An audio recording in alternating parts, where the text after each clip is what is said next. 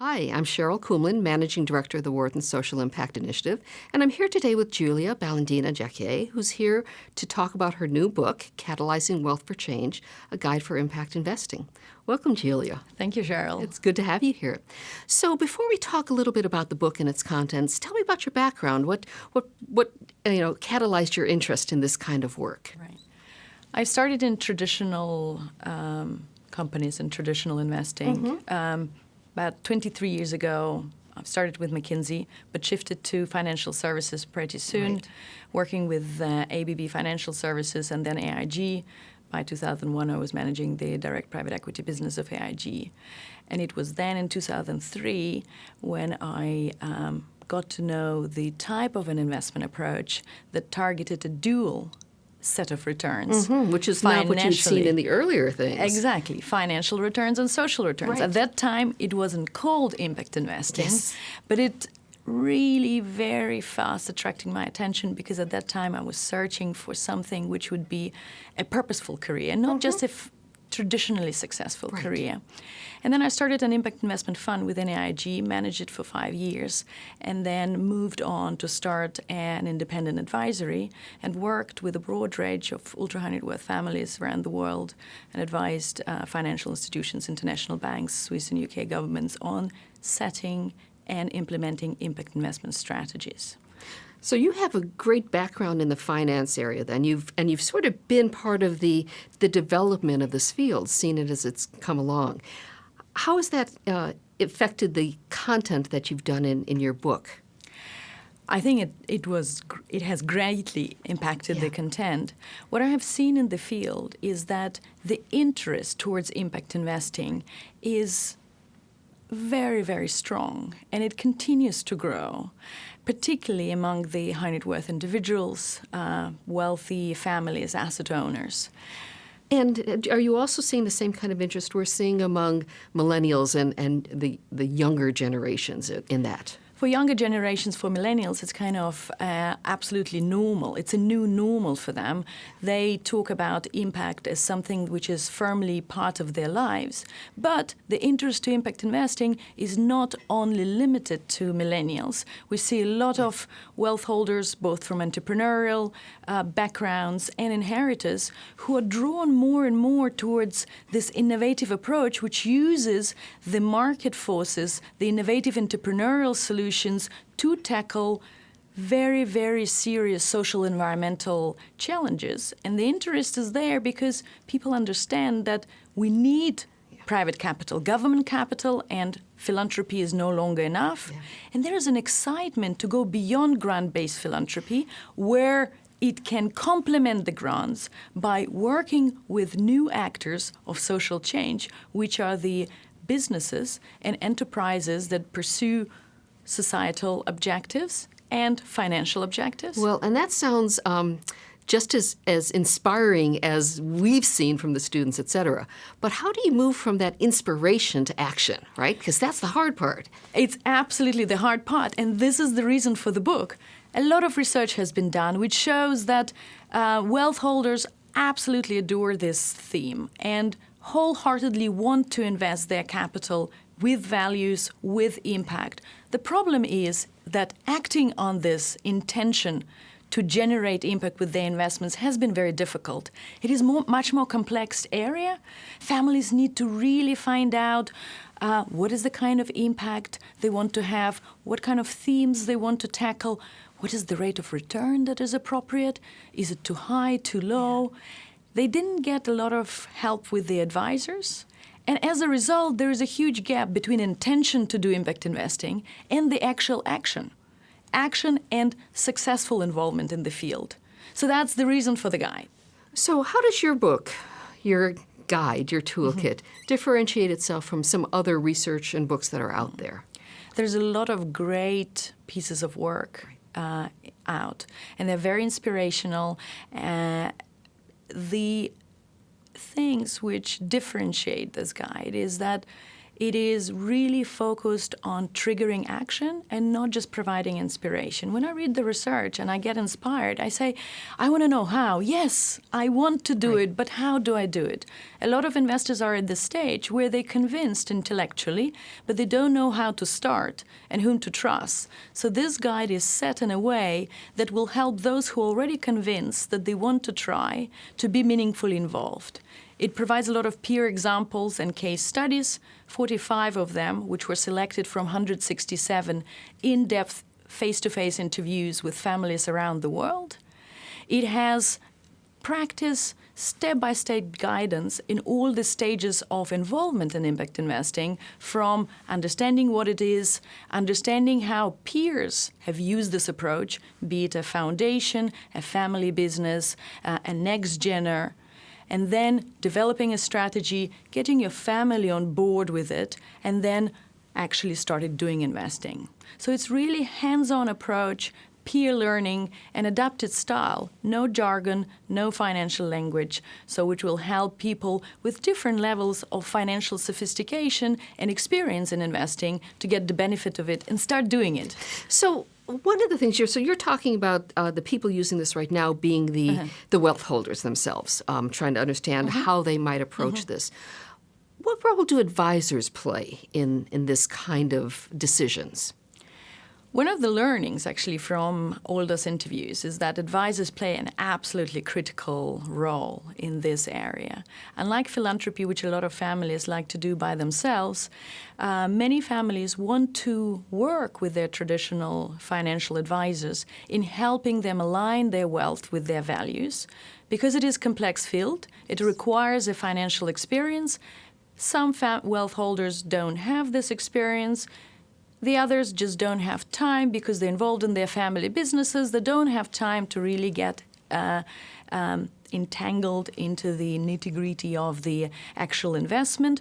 And also, they want to work with credible advisors who can influence the patriarchs and matriarchs of the businesses and get the buy-in from the maybe older generation on those who already have credibility within the family. Make family harmony happen with that. And so what do you think the resistance on the part of advisors might be? If I was an advisor, this isn't an easy thing for me to move into sometimes, right?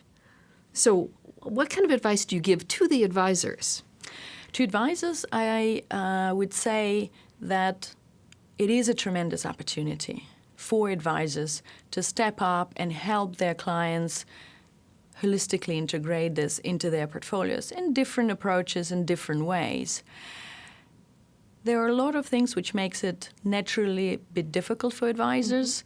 There are some sort of what I call myth that they have in their prejudice that they have in their head that prevents engagement. First, it's a complex field. They need to get to grips of what it is.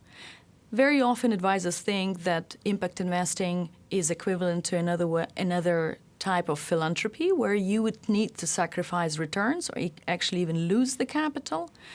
They also think that they need to have the full range of products to offer their clients to be credible and be mission aligned themselves, which is not necessarily true. What clients want is they want advisors being a partner and open up this topic, discuss what is possible, have an understanding on their part that there's a desire to generate impact and make a difference with their capital. So tell us, one of the things we see here at the university is strongly increasing interest in this. We are working to train, we think of this next generation of investors and advisors. What kind of advice would you give to a recent graduate who looks at this and says, well, I'm not yet an advisor, I'm not part of the family wealth generation, but I'd love to get involved with this. What are your suggestions around that? I think we all are investors at a certain level, and there are products currently in the market where you can invest as little as $500 in, for example, in Calvert community notes. There are products which are available for retail investors, and trying to put yourself in the shoes of the investor with as little capital you're prepared to do is actually good. There are also investment clubs where you can invest in social enterprises with little amount of money. So that's one side. Another side is that I would encourage students to think broader about impact investing. Impact investing is not only directly placing capital within impact-generating enterprises, but it's also thinking of yourself as a catalyst within the organization you work already in creating these dual objective strategies. For example, businesses and corporations can play an important role in impact investing, not only by investing in social enterprises, but creating strategies within the corporation which generate commercial return and social impact. For example, by creating an inclusive supply chain or developing the products and services for the disadvantaged populations, innovating with their supply chain, innovating with their products, innovating with the delivery models. And all this can be done within the conventional businesses. The same with pension funds, institutional investors, being an agent of change wherever you are, consulting companies, provider of services. Because impact investing at the end, it has a larger ecosystem and a lot of services are needed to support this market, not only investing directly. Yeah, and I think that one of the things that your discussion points to is that this area will be strengthened as we continue to see it part of something that everybody does, that it's something that corporations can start looking at, pension funds, entrepreneurs, investors, philanthropists, that it's part of creating this larger ecosystem that balances and looks at profits as well as purpose. Absolutely. I think you've phrased it very well. I think what we see in the world is a convergence.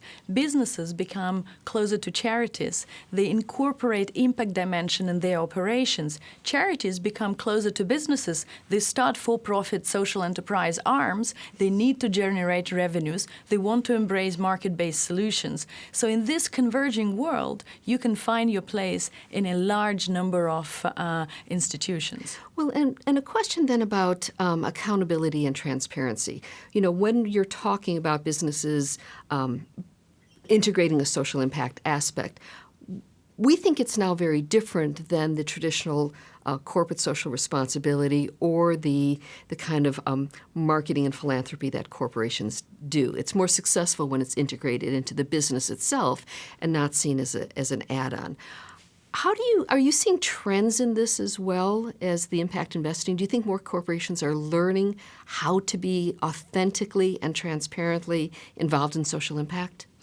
I think so, because I think there is a larger appreciation and awareness among the CEOs and among the corporations that the social and environmental challenges we are facing provide the risks and opportunities which all of us will have to bear the consequences. So it is important that private capital steps up and develops strategies which tackle those challenges while simultaneously providing the business value.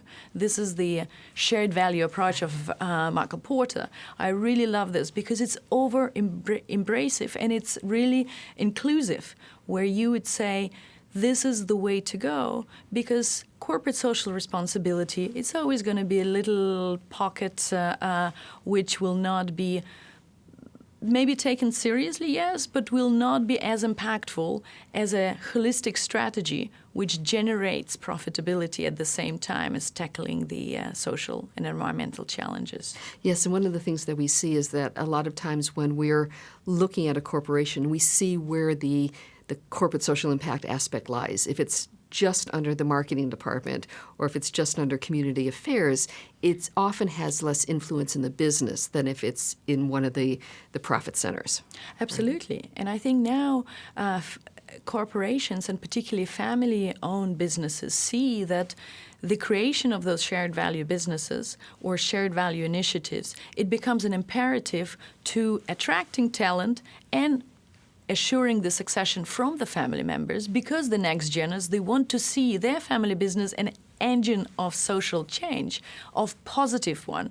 They want to know how the money is made, not only what you do with the money later on, but they want to align the way how their family business works with their values, with the values of the family. So I think there is a huge